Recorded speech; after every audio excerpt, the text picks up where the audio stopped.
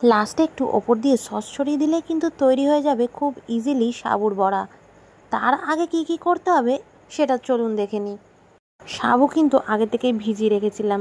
এখন যেহেতু শ্রাবণের সোমবার যাচ্ছে, সাবু তো সবসময় ভেজাতেই হচ্ছে, তাই অল্প ভিজিয়ে আগে থেকেই সাইডে তুলে রেখে দিয়েছি। তার মধ্যে একটা সেদ্ধ আলু দিয়ে দিলাম, সামান্য পরিমাণে নুন দিয়ে দিয়েছি অল্প চাট মশলা, আর দিয়ে দেবো এখানে হলুদ গুঁড়ো, শুকনো লঙ্কার গুঁড়ো, সামান্য ভাজা মশলা।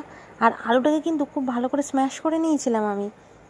দিয়ে দিয়েছি এখানে 1 চামচ মতো শুকনো লঙ্কার গুঁড়ো, কুচিয়ে নেওয়া ধনেপাতাটাও দিয়ে দিয়েছি।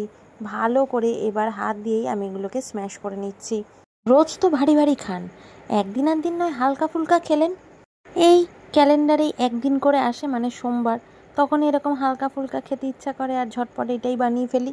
ভালো করে সব মাখা হয়ে গেলে এইভাবে একটু চ্যাপটা চ্যাপটা করে গোল গোল করে সাইজ করে নিলাম। সবগুলোই একইভাবে বানিয়ে ফেলতে হবে। ব্যাস, এবার কড়াইতে তেল দিয়ে দিন, আর একটা একটা করে যতগুলো কড়াইতে ধরবে ততগুলো দিয়ে দিতে হবে। উল্টে পাল্টে লাল লাল করে ভেজে নিলাম। এবার ভেজে ওগুলোকে তো গরম গরম খেতে হবে নাকি।